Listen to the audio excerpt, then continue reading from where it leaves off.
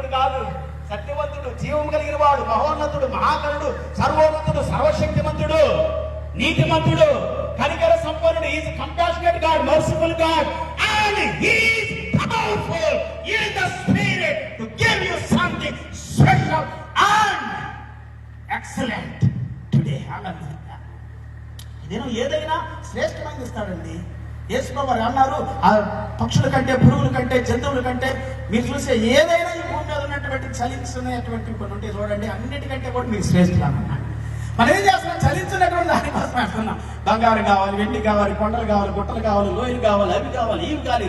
గొట్టాలు కూడా తోడేస్తున్నారు, కొండలు కూడా తోడేస్తున్నారు, అన్ని కావాలంటున్నారు. తోడేస్తున్నారు. ఎక్కడైనా అంతే, ప్రపంచం అంతే, అన్ని కావాలంటున్నారు.